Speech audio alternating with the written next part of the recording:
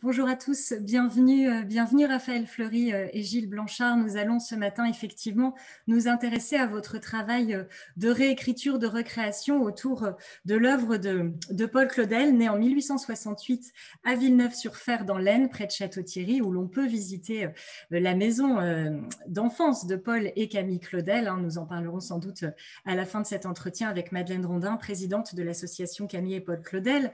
Gilles Blanchard, vous êtes comédien, metteur en scène et réalisateur, et vous avez choisi en 2006 de vous emparer de Tête d'or de Paul Claudel, un drame de 1890 qu'il a réécrit en 1894. Il avait alors 26 ans, un drame qu'il ne voulait pas d'ailleurs voir mis en scène de son vivant. Pour mieux vous connaître, je vais demander, Gilles, à Aurélie de nous lancer la petite vidéo de présentation sur votre travail. Voilà, on va écouter d'abord et puis ensuite on va commencer à évoquer Tête d'or.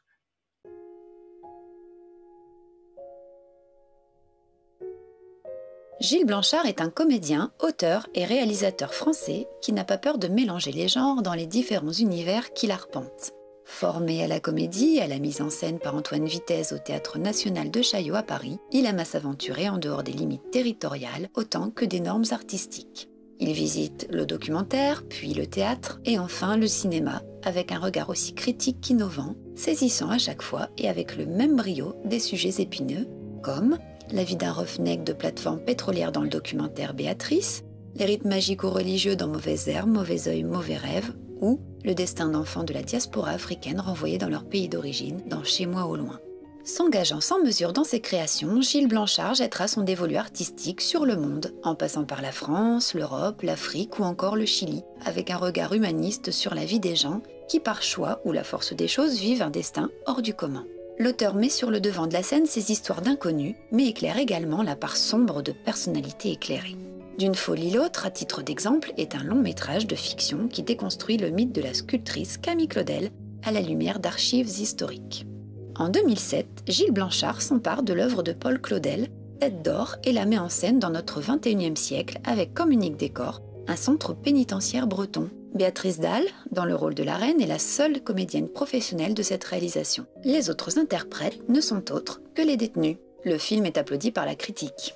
À l'heure où Gilles Blanchard rend de nouveau un hommage à l'auteur en adaptant Le Père humilié sur les planches du Théâtre national de Bretagne à Rennes, nous sommes heureux de le recevoir sur la table ronde consacrée à Paul Claudel.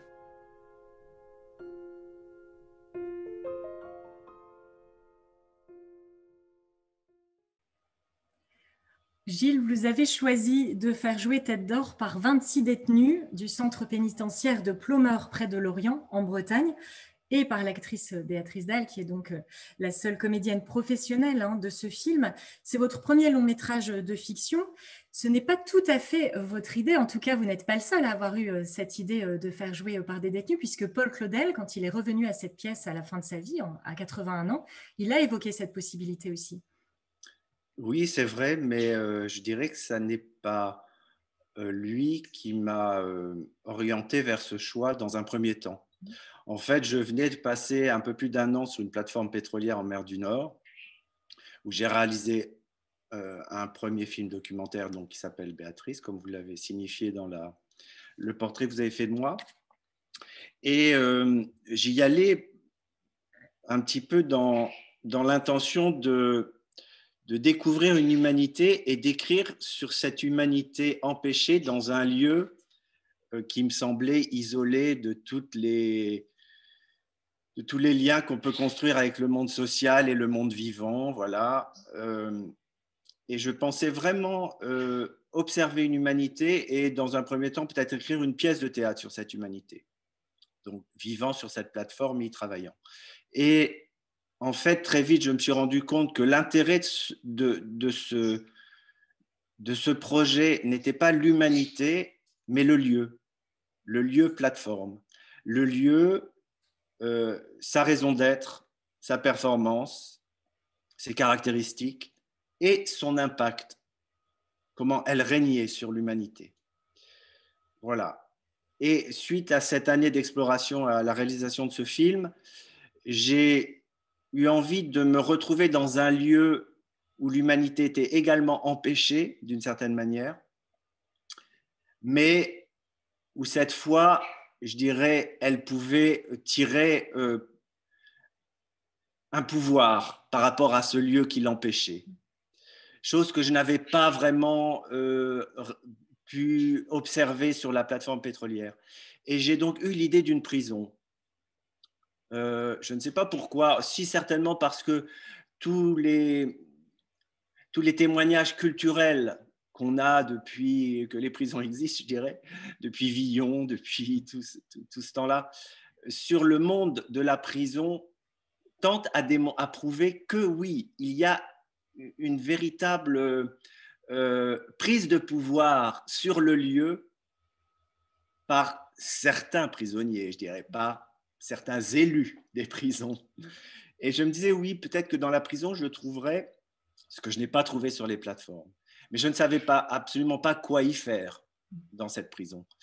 Et intuitivement, et peut-être par ce dont je suis constitué, une forme de pudeur et de réserve sociale aussi, je n'ai pas eu envie de faire un documentaire sur la prison, mais plus de partager quelque chose d'essentiel, pour reprendre les termes, pour être à contre-terme des énoncés de notre président, partager quelque chose d'essentiel avec la population d'une prison, c'est-à-dire les détenus, et d'une manière totalement incontrôlée, un matin au réveil, voilà, devant ma tasse de thé, le monologue de Sébès, de Tête d'Or, a germé dans mon esprit dans la cour d'une prison. Voilà. Il a germé dans ce lieu-là et dans la bouche d'un détenu. Et j'ai tiré ce fil, j'ai replongé voilà, dans cette lecture de Tête d'Or et bien évidemment la question de l'enfermement, la question de la quête de liberté, toutes les questions qu'on peut se poser quand on est un détenu. Claudel lui-même se les posait. Et suite à des recherches dramaturgiques que j'ai bien sûr effectuées, je suis tombé sur cet échange, je crois, avec Jean-Louis Barrault dans une lettre, où il dit effectivement à Barrault que, si mes souvenirs sont justes, dans l'époque dans laquelle il vivait, au moment où il a écrit Tête d'Or, l'époque des Taine et des Renan, qui était une époque, comme celle d'aujourd'hui d'ailleurs, terriblement matérialiste pour lui, où tout idéal de dépassement de soi, de sacralisation, de rituel était mis sous cloche par l'expansion industrielle de la fin du 19e siècle. Et lui, éprouvant cela, il a fait éclore en lui ce désir d'écrire Tête d'Or. Voilà.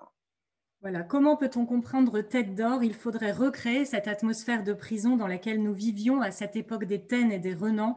Il faudrait rebâtir ce couvercle matérialiste sous lequel nous étouffions. Je ne vois qu'une issue, c'est de faire jouer Tête d'Or dans un stalag par des prisonniers entre des barbelés. Voilà, donc les grands esprits se rencontrent. Vous aviez l'instinct de cette possibilité de faire jouer Claudel en prison que lui-même a eu plus tard à la fin de sa vie. On va parler en détail de la façon dont vous avez travaillé sur ce projet singulier. Et je vais présenter en attendant Raphaël Fleury. Bonjour Raphaël, vous êtes docteur de l'Université Paris-Sorbonne en littérature et civilisation française, spécialiste du théâtre de Paul Claudel, et vous êtes actuellement librettiste et dramaturge sur 2 créations d'opéra adaptées de Paul Claudel, Le Soulier de satin de Marc-André Dalbavie, prévu à l'Opéra national de Paris du 21 mai au 13 juin 2021. Voilà, avec toutes les interrogations qui s'imposent. Et l'annonce faite à Marie de Philippe Leroux à Angers Nantes Opéra à l'automne 2022. Je propose qu'on lance tout de suite le petit portrait vidéo pour connaître votre formation et votre parcours. Né en 1979, Raphaël Fleury est docteur de l'Université Paris-Sorbonne en littérature et civilisation française, spécialiste du théâtre de Paul Claudel. Elle est notamment autrice de plusieurs travaux et publications sur l'auteur, notamment d'un mémoire sur le personnage de Rodrigue au théâtre et à l'opéra, ainsi que de l'ouvrage Paul Claudel et les spectacles populaires, le paradoxe du Pantin. Lauréate de prix d'écriture, elle a également été formée au jeu et à la direction d'acteurs à l'atelier école Charles Dulin. Interprète pour la compagnie Tourne-Ciel, elle a toujours continué à se former, notamment auprès de Michel Faux au Centre dramatique national d'Orléans. Insatiable, Raphaël Fleury s'est par la suite initiée à l'animation de marionnettes, un coup de cœur pour cet art. Elle devient historienne puis directrice de recherche et d'innovation à l'Institut international de la marionnette. Elle cofonde également une chaire d'innovation dédiée et développe via le portail des arts de la marionnette des recherches sur les liens unissant leur esthétique au contexte socio-culturel. Raphaël Fleury n'en délaisse pas pour autant le théâtre traditionnel puisqu'elle signe une autre adaptation du théâtre claudélien, un livre d'après l'annonce faite à Marie qui sera mis en musique par Philippe Leroux et mis en scène par Célie Potts à l'horizon 2022. En attendant, elle répond à l'appel de l'Opéra national de Paris et devient librettiste et dramaturge auprès du compositeur Marc-André d'Albavie pour la création mondiale du Soulier de satin d'après Paul Claudel. La création aura lieu en mai 2021 à l'Opéra Garnier dans une mise en scène de Stanislas Nordet. C'est donc un honneur de recevoir Raphaël Fleury à la table ronde consacrée à Paul Claudel.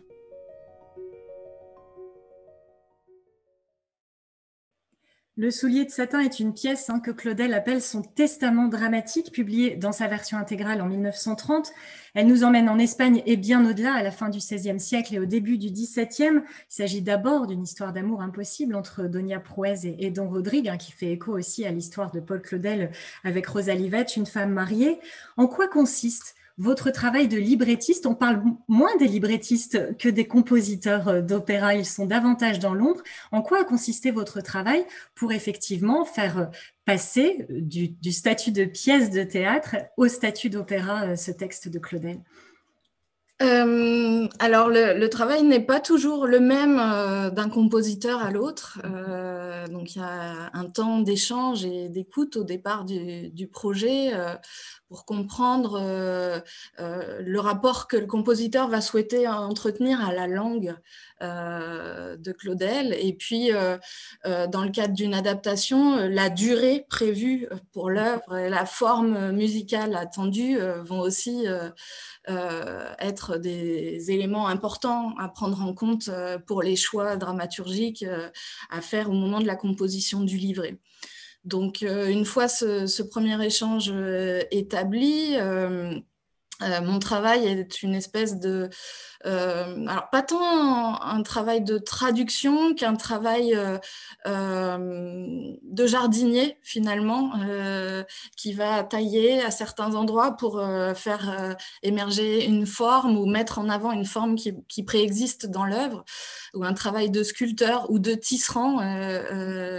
Claudel, à propos du Soulier de satin, parlait d'une œuvre qui entremêlait plusieurs fils et effectivement, d'une certaine façon, mon travail s'est apparenté à un travail de coupe pour retisser plus loin une trame qui préexiste.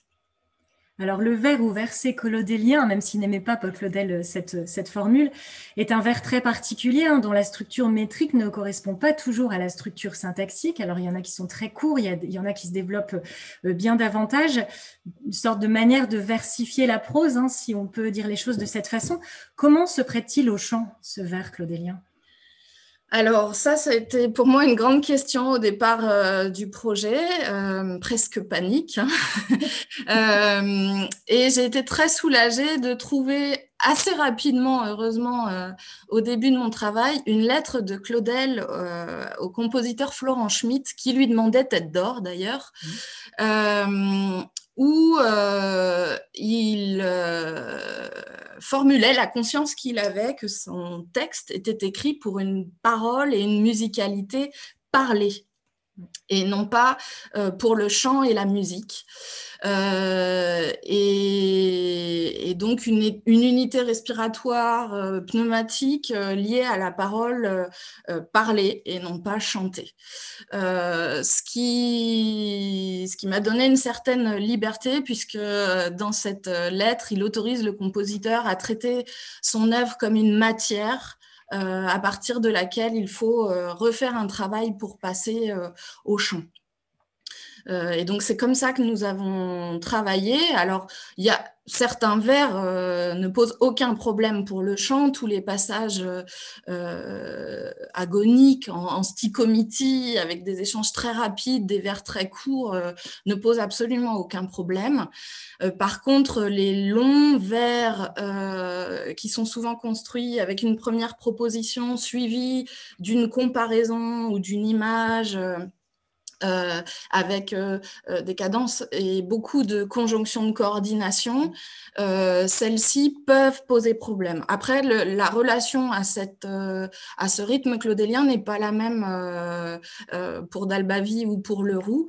Dans le cadre du Soulier de satin, on a affaire à une œuvre qui va être relativement longue, puisque là, dans la version sur laquelle nous sommes actuellement, il s'agit de faire un spectacle qui va durer environ 7 heures, entr'actes comprises. Et donc, nous avions avec Marc-André Dalbavi le souci de rendre l'action perceptible, clairement perceptible, pour que le spectateur ne décroche pas sur cette durée de spectacle. Philippe Leroux, en revanche, pour l'annonce faite à Marie, a un rapport au texte où il va beaucoup jouer, y compris sur la musicalité de la langue telle qu'elle est prévue parler. Donc le travail n'est pas tout à fait le même. Mais donc avec Marc-André, nous avons vraiment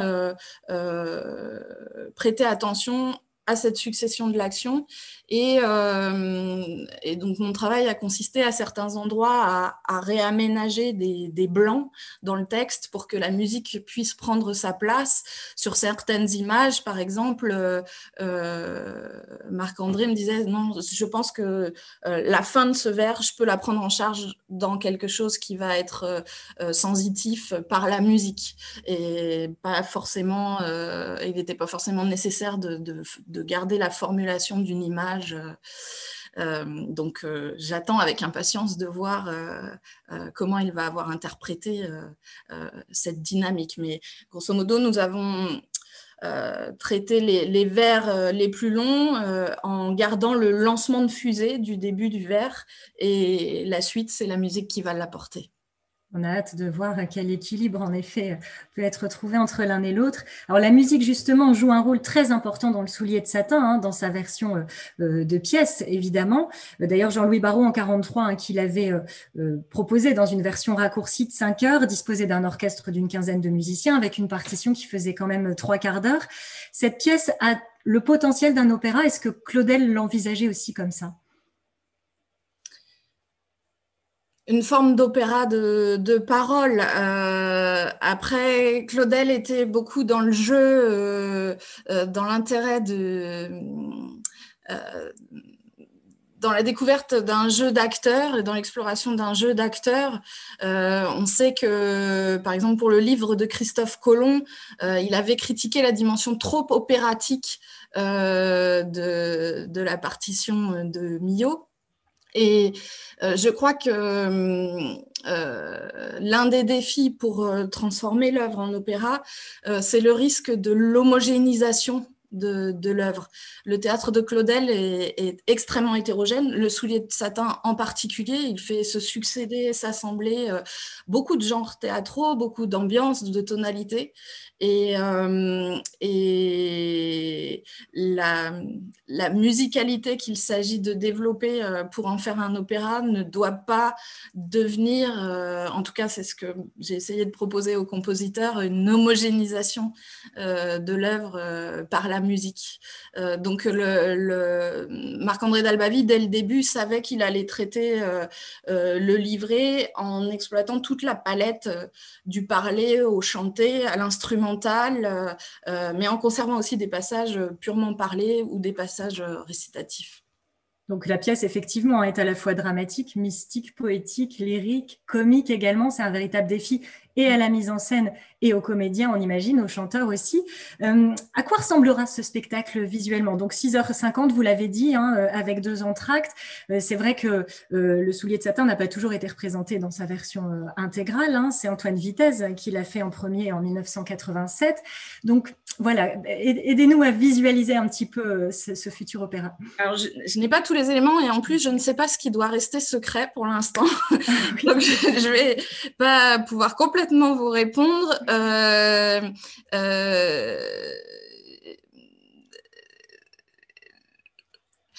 Nous avons, et puis en plus, nous avons eu beaucoup de contraintes liées au changement de lieu, puisque l'opéra au départ était imaginé à Garnier, puis nous devions créer à Bastille jusqu'à il y a à peu près 6 mois, ce qui fait que les décors ont été conçus pour Bastille. Je ne voudrais pas parler à la place de Stanislas Nordet, mais je sais que dans son projet de mise en scène, la dimension picturale va prendre une grande place. Notamment parce que dans Le Soulier de Satin, on trouve beaucoup de références à la peinture espagnole, flamande de l'époque. Certaines didascalies citent des tableaux comme l'enterrement du comte d'Orgaz, par exemple. Et puis, pour ma part, dans la 4e journée, j'ai beaucoup utilisé le fait que Rodrigue et Claudel derrière Rodrigue dessinent des feuilles de sein. Imagine des feuilles de sein, qui sont ces imageries populaires qui contreviennent à toutes les règles classiques de composition et d'esthétique et qui sont jugées provocantes par le pouvoir, par les représentants du roi. Et qui sature la scène comme Rodrigue les diffuse à travers toute la mer Méditerranée. Et donc, je crois que Stanislas Nordet s'est emparé de ces propositions picturales et en a fait l'axe cardinal de sa mise en scène. Alors justement, vous êtes dramaturge aux côtés du metteur en scène Stanislas Nordet. Quel est le rôle du dramaturge, voilà, où se positionner dans une collaboration avec un metteur en scène sur ce spectacle précisément? Alors, cette position, elle est variable selon les metteurs en scène. Dans le cas de Stanislas Nordet, il connaît déjà bien le Soulier de Satin. Donc, nous avons eu plusieurs séances de travail, tous les trois, Marc-André, Stanislas et moi, assez tardivement. En fait, le livret était déjà écrit. La constitution de l'équipe artistique sur ce projet a beaucoup varié. Et donc, Stanislas est arrivé sur le projet après l'écriture du livret.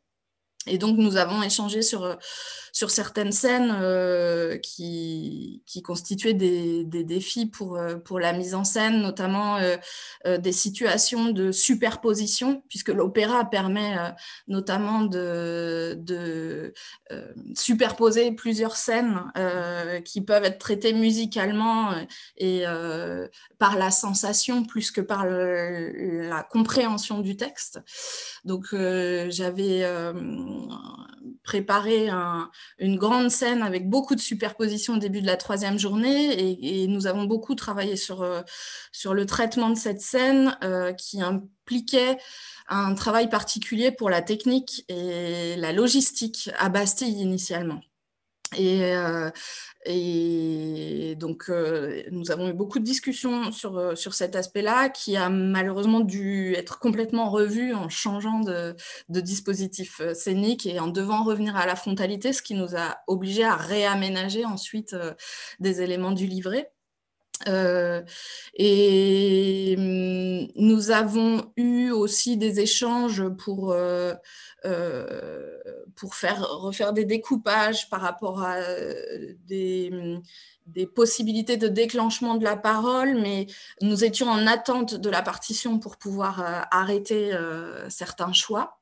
Ensuite, Stanislas a fait un travail avec son équipe artistique avec laquelle il travaille d'habitude. Et là, nous entrons dans une nouvelle phase qui est la phase des répétitions qui démarre mardi prochain. Et donc là, mon rôle va être dans l'accompagnement, en fait, des propositions scéniques et des questionnements des interprètes sur le sens de leur réplique, de leur rôle, de leur personnage. Et je vais rester à disposition de l'équipe, du compositeur ou du metteur en scène, notamment dans l'hypothèse de devoir faire des réaménagements par rapport aux différentes contraintes qui vont surgir. A priori, nous sommes tombés juste sur le timing. Ça, c'était une grande interrogation pour nous. Est-ce que la durée que nous avions estimée allait bien être la durée de production prévue, parce que ça entraîne un grand nombre d'éléments logistiques et techniques pour la production à l'opéra. Donc ça, normalement, nous sommes dans les clous. Et pour la suite, nous allons voir comment cette collaboration va continuer à se construire. Très bien. Gilles Blanchard, Tête d'Or, raconte la trajectoire de Simon Agnel, qui est un idéaliste qui revient au pays où il retrouve le jeune Sébès. Il va sauver sa patrie attaquée par des armées ennemies sous le nom de Tête d'Or. Il s'empare du trône et assassine le vieux roi dont il chasse la fille, la princesse. Vous avez donc choisi à l'origine un lieu, qui est cette prison de Ploemeur. Pourquoi peut-être cette prison spécifiquement? Et comment l'administration pénitentiaire a accueilli une telle demande de votre part? Alors, cette prison, parce qu'elle est en Bretagne et que je vis en Bretagne, également parce qu'elle est isolée dans la nature, que la mer est toute proche. Donc, c'est vraiment une enceinte, une forteresse de béton en pleine nature. Donc, je visualisais des visuels possibles pour identifier ce lieu à une prison moyenâgeuse. Voilà. Donc, tous ces paramètres m'ont incité à choisir cette prison. J'étais aussi artiste associé au CDDB de Lorient, dirigé par Éric Vignier. Et donc, par le CDDB, le lien justement avec l'administration pénitentiaire et cette prison a pu se faire d'une manière plus institutionnelle. Voilà. Je pense que si j'avais fait la démarche individuellement, ça aurait été plus compliqué. Mais avec l'appui du CDDB, qui est une structure nationale, régionale et nationale, voilà, ça a été plus simple. L'accueil, si vous voulez, ce qui est intéressant avec la place de l'artiste dans une société, c'est qu'il échappe à tout protocole. Dans le monde de l'administration pénitentiaire et de la justice et de toutes les administrations françaises, chaque élément humain est régi par un protocole. Dans une prison, le détenu, bien sûr, mais aussi le surveillant, mais aussi l'avocat, mais aussi la greffière, etc. Et par exemple, par rapport à la structure du lieu, je dirais que chaque protocole définit dans ce lieu, qui est cette forteresse, des lieux d'accès et des lieux inaccessibles, selon sa fonction. L'artiste qui entre dans la prison, a priori, la prison lui est inaccessible. Voilà, sauf s'il a été condamné. C'est un artiste condamné. C'est un autre propos. Donc, la prison lui est inaccessible, donc tout accès lui est interdit finalement. Donc, quand je suis arrivé dans cette prison, on m'a attribué une salle, qui était une salle de quoi, 30 mètres carrés, avec des tables, des chaises. Et on m'a dit, voilà le lieu où vous allez pouvoir réaliser votre projet. Donc, voilà. Donc, je suis parti de cette salle qui m'a été très précieuse pendant les 2 mois et demi, 3 mois de préparation du projet, parce que ça m'a permis de faire un travail dramaturgique de fond très, très important, avec l'équipe de détenus qui s'est intéressée à ce projet et qui a bien voulu travailler avec moi. Donc, je dirais que pendant ces 2 mois et demi, dans cette salle tout à fait basique et absolument pas identifiable comme un lieu d'une prison, à part qu'il y avait des barreaux aux fenêtres, nous avons travaillé sur la matière du texte de Tête d'Or. Mais en parallèle, j'ai pu, moi, en tant qu'artiste, mais aussi en tant qu'être, je dirais apprivoiser à la fois le lieu, les hommes qui régissent et les femmes qui régissent ce lieu, et l'institution qui la gouverne. Donc voilà, j'ai multiplié les rendez-vous à Paris, à l'administration pénitentiaire. J'ai été très présent dans le plus de services possible à l'intérieur de la prison. J'ai essayé de lier un rapport le plus honnête possible parce que ce sont des lieux où le regard est très aigu pour radiographier les êtres, de quelque partie que ce soit d'ailleurs.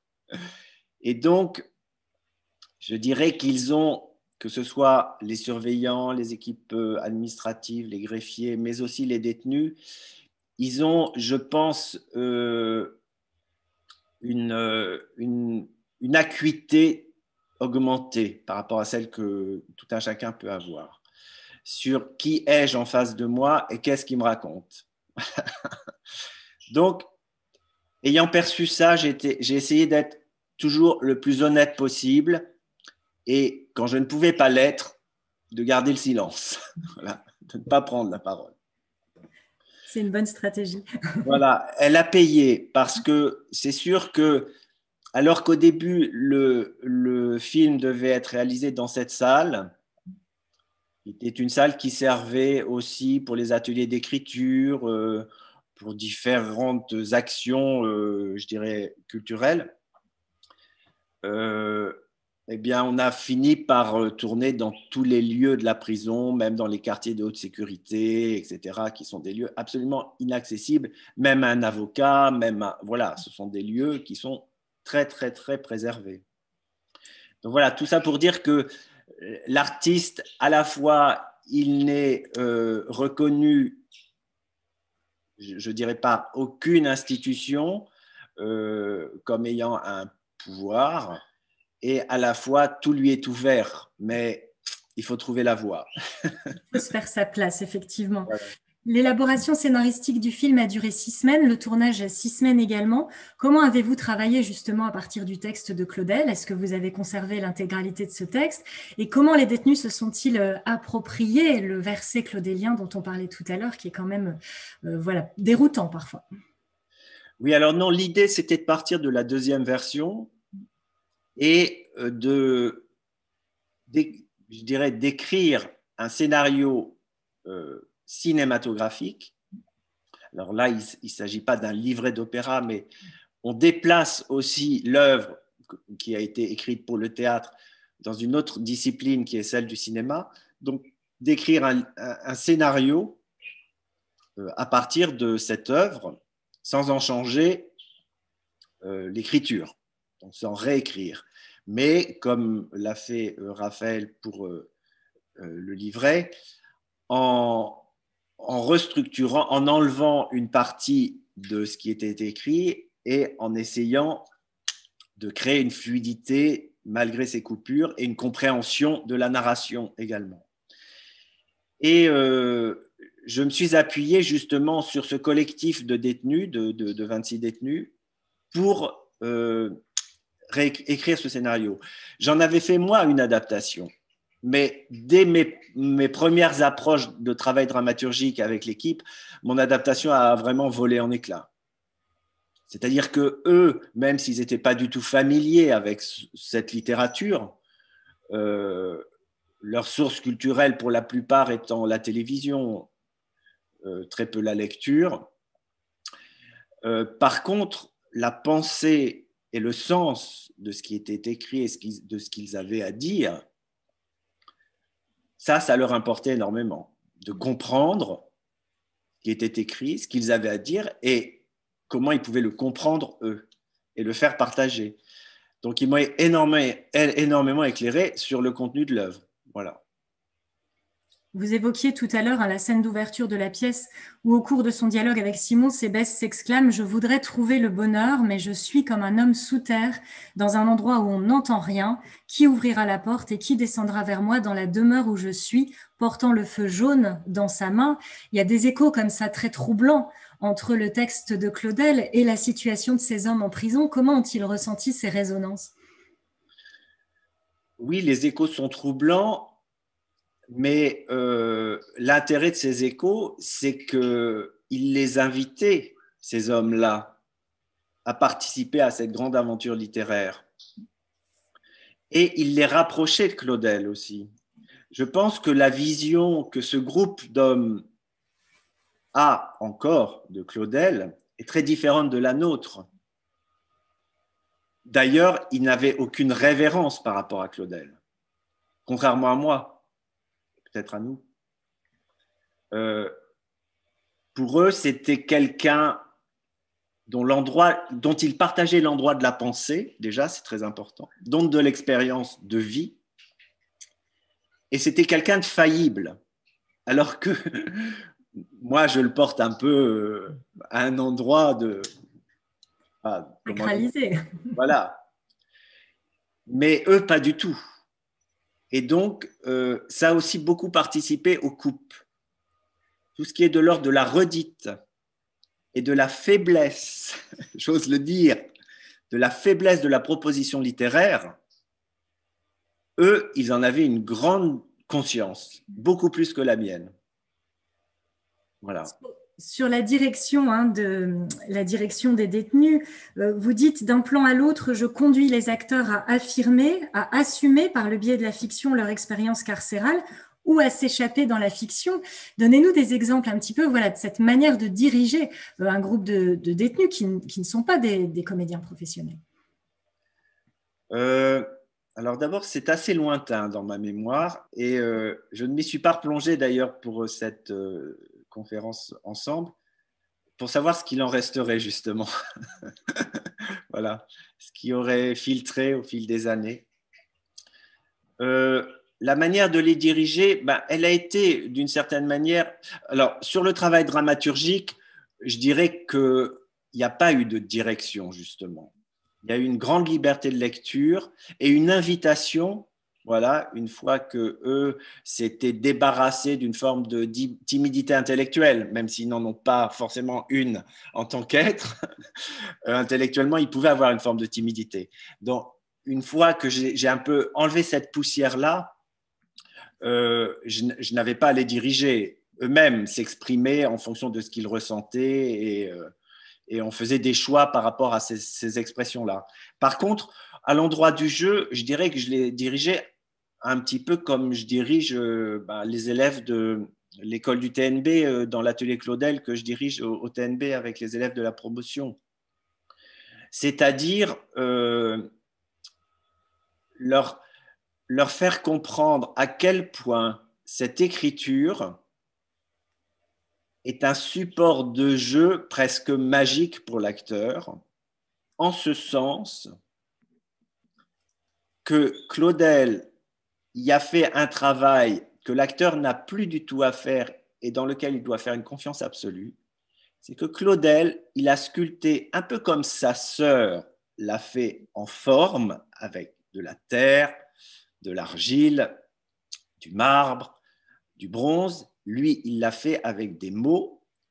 Il a sculpté le flux de la pensée et le contenu de la pensée de chacun de ces personnages par la versification claudélienne.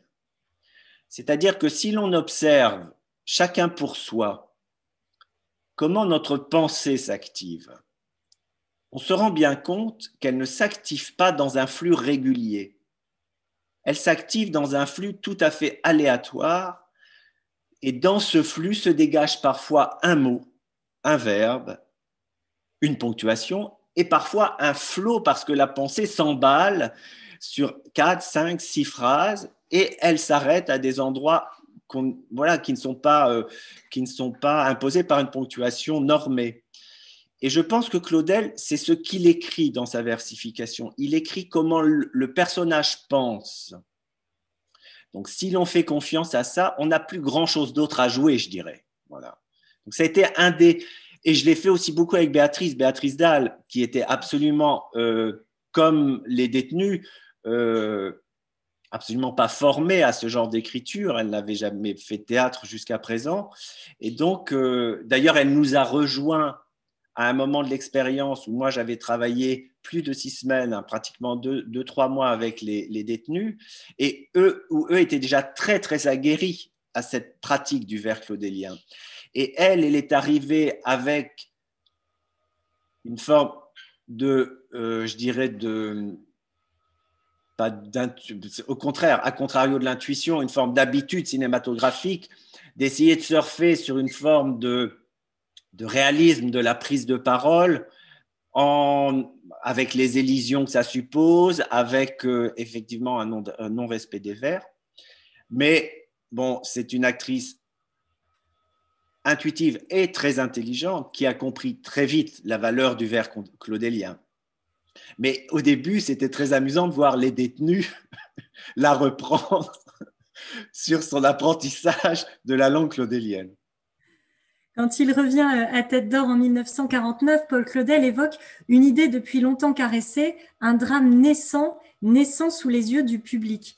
Est-ce que c'est dans cet esprit que vous avez choisi d'intégrer au film des moments de préparation, des échanges, des séances de répétition, par exemple, avec les détenus?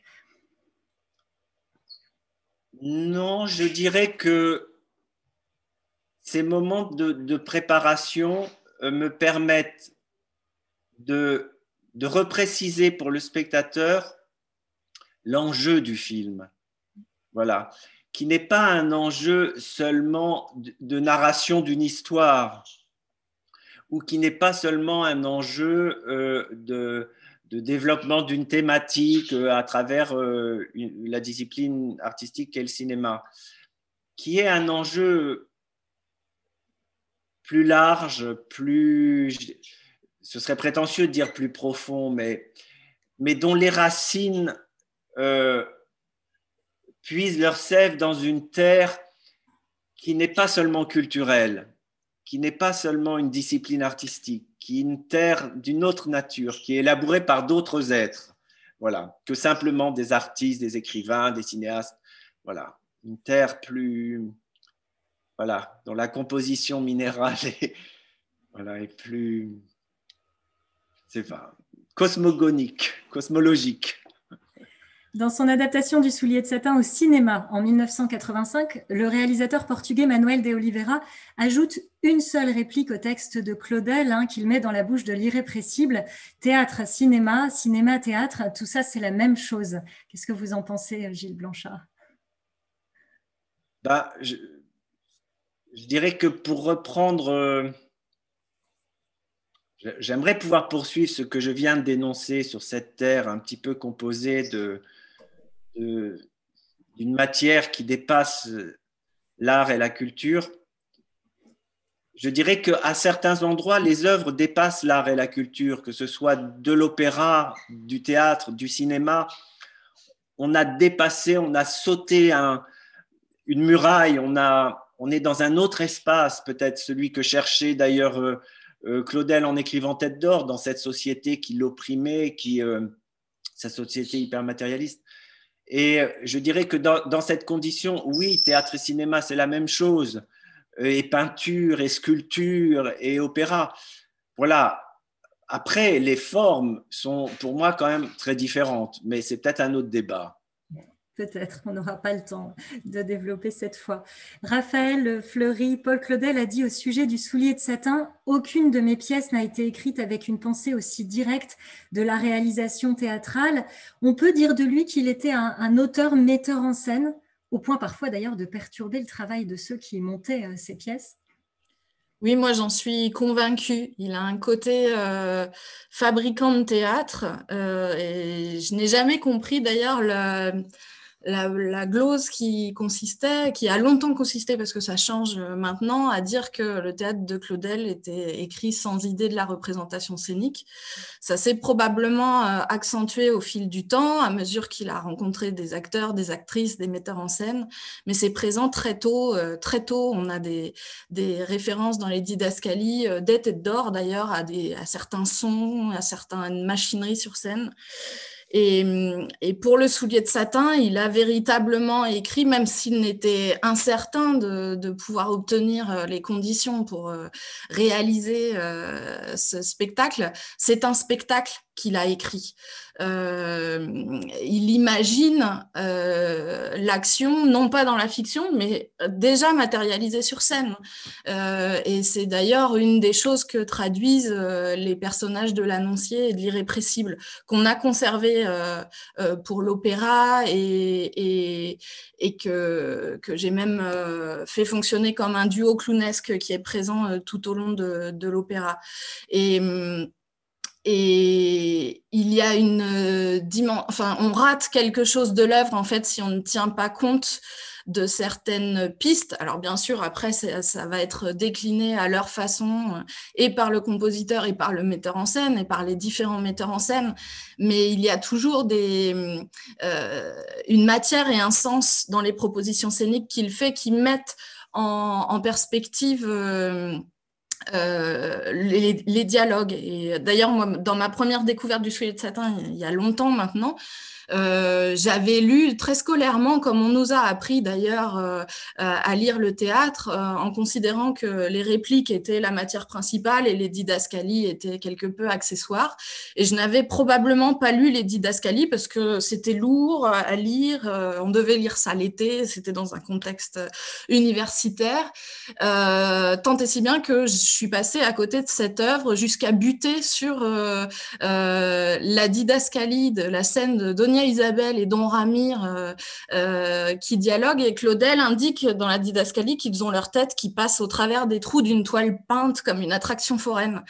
Et là, tout d'un coup, j'ai compris l'humour, l'ironie de cette scène, et j'ai repris ma lecture du Soulier de satin, et qui ne m'a plus quittée, parce que ces deux dimensions s'imbriquent complètement. Oui, Claudel est un auteur metteur en scène à sa façon, même si ses propositions parfois ont semblé ahurissantes à ses collaborateurs.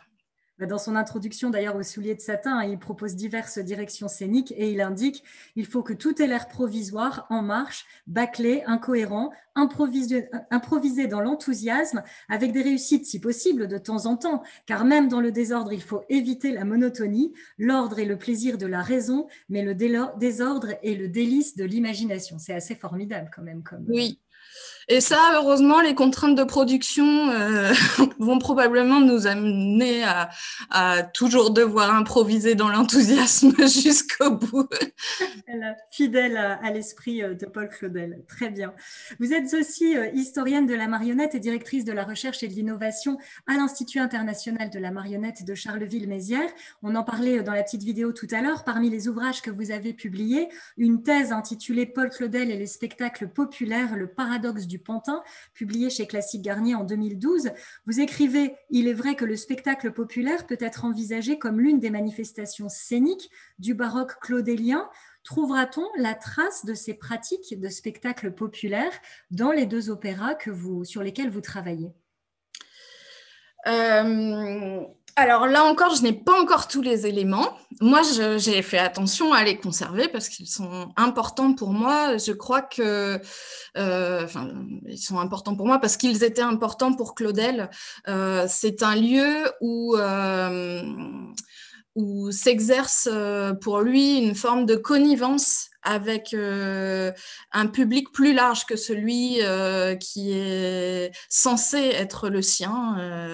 Et il s'en sert à la fois, oui, pour marquer une connivence avec un fond commun d'une culture populaire, et puis pour provoquer ceux qui ont une certaine définition arrêtée de ce qui est censé être l'art, ce qui est censé être le théâtre, et ce qui est censé être la foi, ce qui est censé être l'opéra. Donc on a conservé justement, je le mentionnais, ces personnages clownesques de l'annoncier et de l'irrépressible. Le personnage du sergent napolitain, le personnage de Joe Barbara, celui de la bouchère. Ensuite, sur le traitement de la mise en scène, alors dans le livret, il y a des propositions par rapport à l'utilisation de certaines effigies, ou sur le fait qu'on puisse utiliser la scène de Diego Rodriguez comme une parade, si l'on veut, en marionnette. Mais là, je ne sais pas encore comment Stanislas va traiter tout ça. Je sais par contre qu'il a prévu 2 comédiens pour l'annoncier et l'irrépressible, et que c'est vraiment quelque chose qu'il va exploiter. Tout comme les didascalies, le fait que ce que Claudel propose, que certaines didascalies soient lues, etc. Ça, c'est quelque chose avec lequel il va jouer. Dans un texte daté de 1922 sur l'auteur Charles-Louis Philippe, Claudel considère qu'il faut écrire pour le peuple, mais dans le sens à la place du peuple, en fait. Il y a une volonté chez lui d'être en quelque sorte un dramaturge représentant du peuple, ou porte-parole dans un certain sens. Oui,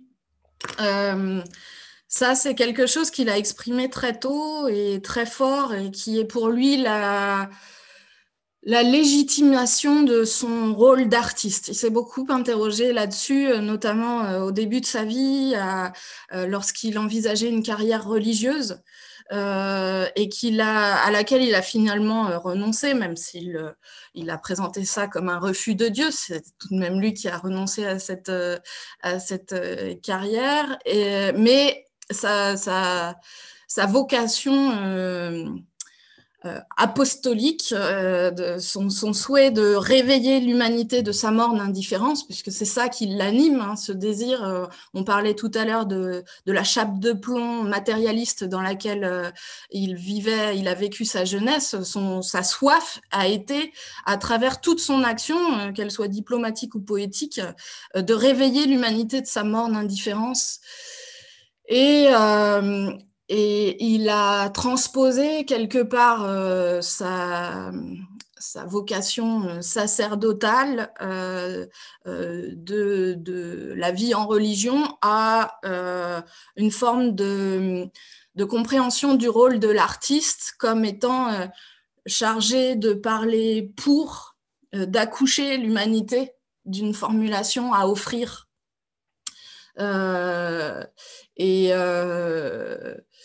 Et on voit dans son théâtre plusieurs figures de l'artiste, du poète, à travers plusieurs personnages qui sont en quelque sorte ces accoucheurs de l'informulé. Et ces personnages qui écoutent aussi, on a beaucoup ça dans le théâtre claudélien. Certains sont doués d'une capacité d'entendre et formulent.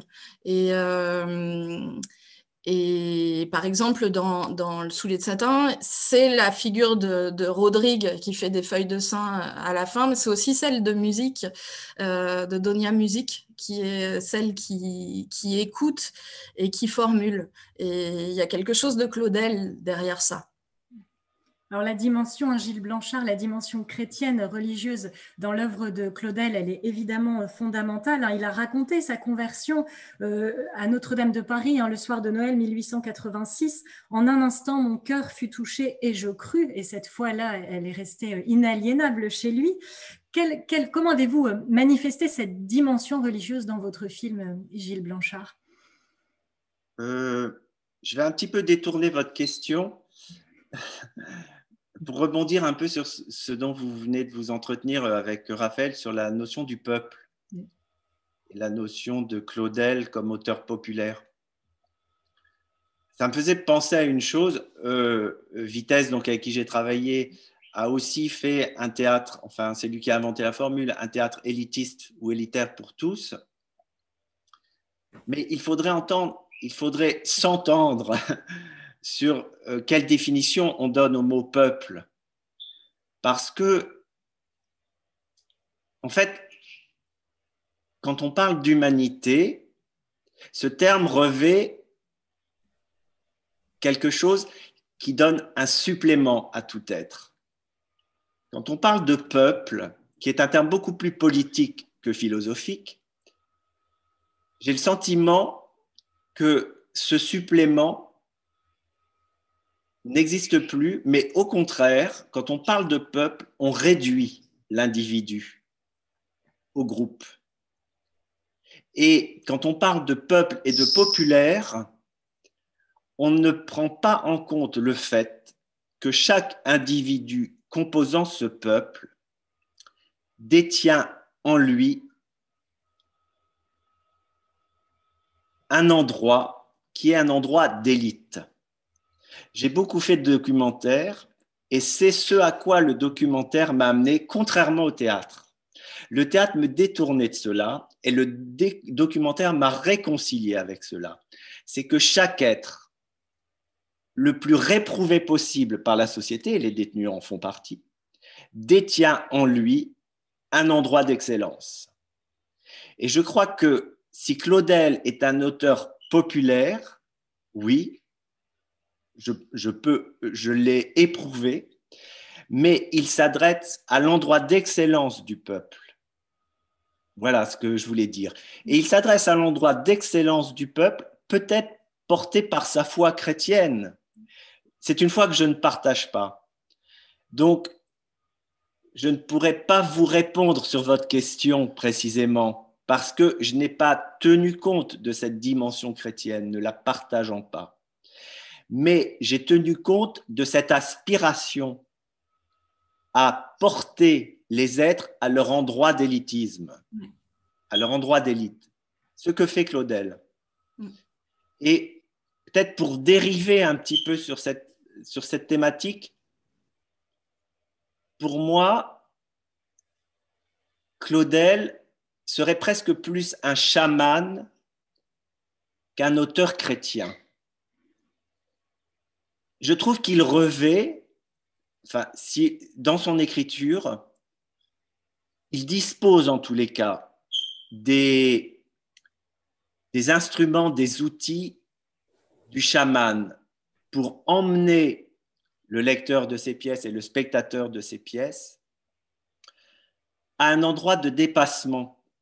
Ce que fait le chaman, lui, par des chants, des drogues, souvent la sève d'un arbre ou des concoctions d'herbes, ou je ne sais pas, des choses qu'on fume, etc., parvient à libérer les êtres d'une espèce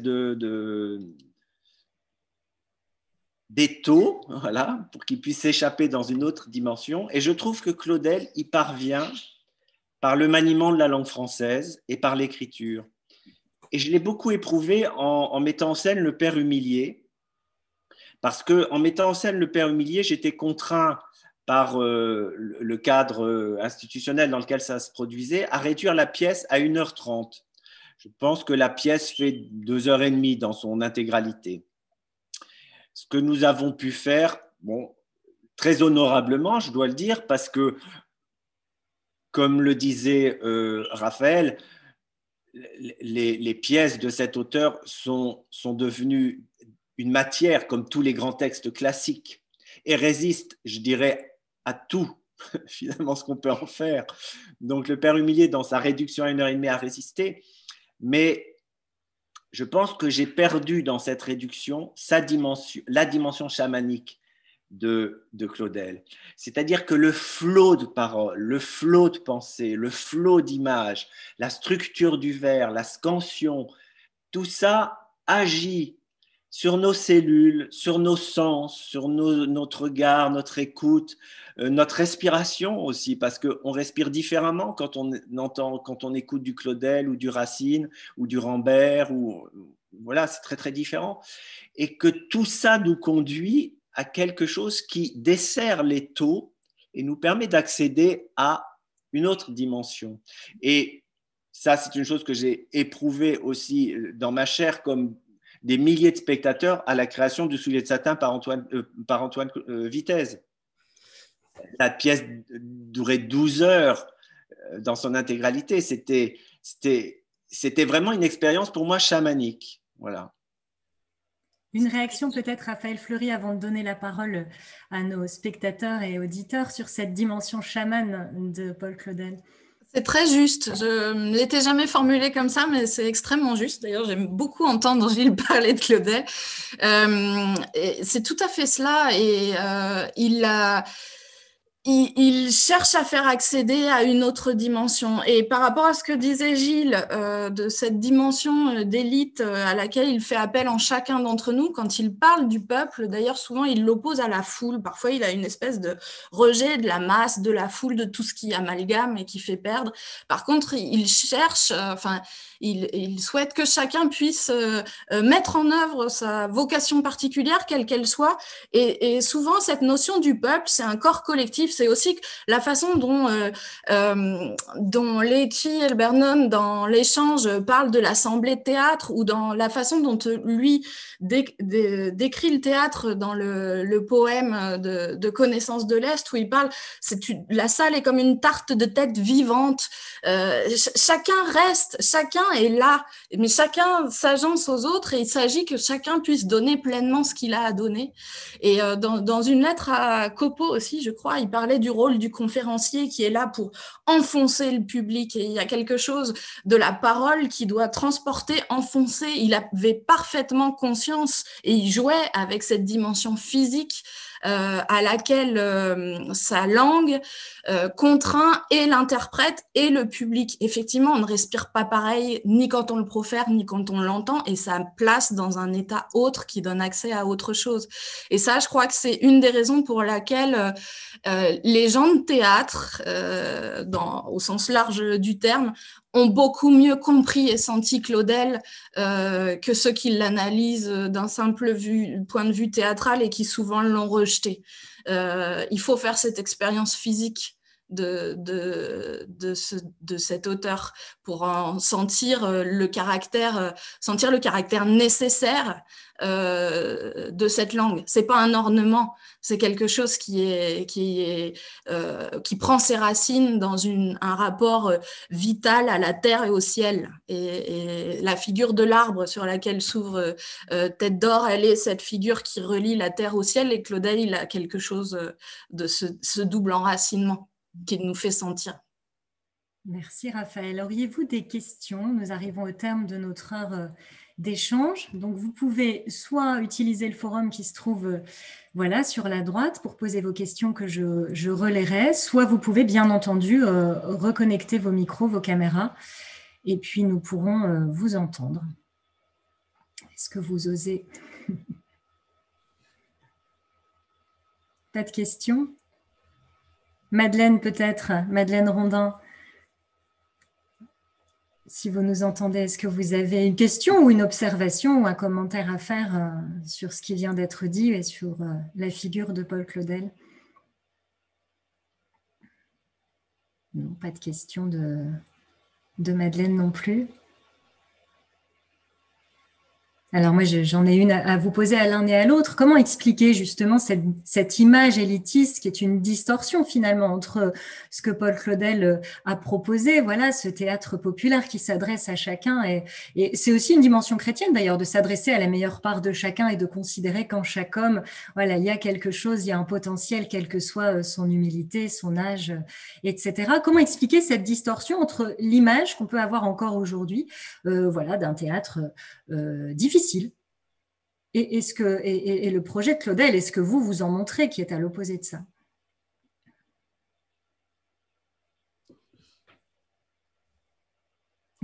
Peut-être. Raphaël ou Gilles? Je sais pas. Non, ça me fait simplement penser à une chose, c'est que je trouve aujourd'hui les écritures contemporaines, je pense à Rambert, mais il y en a d'autres, hein, sont souvent des écritures logoréiques. Et pourtant, ce sont des écritures qui semblent correspondre à l'époque. Et c'est pourtant un reproche qu'on peut faire à Claudel, d'être logoréique. Donc, ce qui serait intéressant, c'est de savoir en quoi la perception logoréique de l'œuvre de Claudel ne correspond pas à l'époque, alors que celle de Rambert lui correspond, et de bien d'autres. Hein, mais voilà. Ça, j'avoue que je sèche. Moi, j'ai l'impression que ce n'est pas l'œuvre elle-même que les gens rejettent, parce que je pense que quand on la rejette, c'est qu'on l'a... Enfin, c'est un rejet qui se fait a priori plus qu'après avoir fait l'expérience de l'œuvre, parce que je crois qu'on a tous beaucoup d'exemples de personnes qui, une fois confrontées à cette œuvre, en sortent transportées. Vitesse a joué un rôle énorme en étant metteur en scène communiste et en jouant Claudel pour faire sauter un certain nombre de verrous qui empêchaient l'accès à cette œuvre. Je pense que ce qui empêche l'accès à l'œuvre de Claudel, c'est l'image et les préjugés qui ont été forgés. Il cumule un certain nombre de handicaps en étant catholique, ambassadeur, bourgeois d'une certaine façon dont il ne se cachait pas. Sauf qu'il n'est pas que cela. Il est ça plus d'autres choses, et il est, comme il l'a dit lui-même, chacun des personnages qu'il a mis en scène. Et moi, ce qui me fascine et ce qui fait de cette œuvre quelque chose d'inépuisable, et où on voit bien qu'une très très grande diversité de personnes vont puiser, c'est qu'il y a cette polyphonie dans l'œuvre, ces contradictions, ces paradoxes, il y a tout. Et je crois que le meilleur remède à ce préjugé et à cette difficulté d'accès à Claudel, c'est de le monter, de le faire jouer, et à chaque fois qu'il est joué, à chaque fois qu'il est entendu, à chaque fois de la part de ceux qui sont sur scène et de la part de ceux qui l'entendent, ça fait sauter des barrières. Et ce sera le mot de la fin, sauf si vous avez encore voilà, une question à formuler. Il est encore temps, mais je n'ai pas l'impression que quiconque... Oui, je voudrais... Si, Madeleine Boudin, voilà Madeleine. Je voudrais remercier infiniment Raphaël et Gilles, parce qu'ils nous ont montré ce qui est le plus difficile à montrer, je pense, c'est-à-dire ils sont au cœur de la création, celle de Claudel, mais aussi la leur. Et c'est cette rencontre entre deux types de création profondément, donc c'est une erreur différence, c'est qu'on a d'un côté l'élan créateur de nos intervenants, et puis en arrière-plan, sans arrêt, la création de Claudel qui s'exprime. Alors, il y a une rencontre entre nos deux créateurs et Claudel qui est absolument fascinante. Enfin, que je trouve fascinante. Et justement, c'est Raphaël qui évoquait, et Gilles d'ailleurs, le côté populaire de Claudel. Deux mots sont revenus. D'une part, le jardinier chez Raphaël, d'autre part, le labour chez Gilles. Et on a vraiment, c'est là qu'on touche le cœur de la création claudélienne. C'est-à-dire que, bon, l'idée toute faite, tous les poncifs sur Claudel, c'est une chose, mais quand on arrive à justement la position, par exemple, des comédiens qui disent « avec Claudel, on respire, on se sent vivre, on est ancré quelque part ». Et cet ancrage, bon, c'est évidemment un des multiples ancrages de Claudel dans sa terre. Donc, je crois que là, on est arrivé, je dirais, presque à la perfection d'une table ronde, à savoir cette rencontre extraordinaire entre le créateur d'origine, mais des créateurs originaux. Voilà, c'est ça qui m'a frappé dans cette table ronde. Et ce sont toutes les résonances que l'on essaie justement de mettre en valeur pendant ce festival, entre les grandes figures littéraires que nous évoquons à travers le réseau des maisons d'écrivains, et puis bien sûr les créations contemporaines qui sont à partir de ces figures totalement inventées, voilà, redécouvertes et à redécouvrir. Merci beaucoup pour votre attention. Alors, Geneviève Tricoté nous dit « Approche passionnante du théâtre de Claudel, un auteur en recréation originale ». Ben voilà, c'est exactement ça. C'était tout le sens de cette table ronde. Merci beaucoup, Raphaël Fleury et Gilles Blanchard, pour vos éclairages et puis vos réflexions autour de Claudel que l'on a bien compris ce matin. Merci à tous pour votre attention. On se retrouve, alors je précise qu'il y a des ressources évidemment sur le site internet du festival à découvrir, et en ce qui concerne Claudel, il y a une présentation filmée dans sa maison natale à Villeneuve-sur-Fer, Lire pour comprendre le monde, présentation de ses livres d'enfance et d'adolescence. Voilà, donc là c'est le Paul Claudel lecteur qui est mis en valeur, donc vous pouvez aller découvrir sur le site résonance au pluriel-festival.fr les ressources qui complètent les tables rondes que nous avons régulièrement. Il y en a une prochaine qui est prévue mercredi, si je ne dis pas de bêtises, avec Dominique Brisson, éditrice. On parlera notamment de Jean de La Fontaine et d'Alexandre Dumas. Merci à tous pour votre attention. Et alors, la vidéo, me dit-on, dont parle Madame Houry, sera disponible à partir du mardi 6 avril. Voilà, la vidéo Lire pour comprendre le monde avec Paul Claudel. Elle n'est pas en ligne, mais ça ne saurait tarder. Allez voir sur le site du festival, il y a vraiment beaucoup de choses très intéressantes à découvrir. Merci encore à tous, Raphaël, Gilles, un grand merci et à très bientôt pour la suite du festival. Au revoir.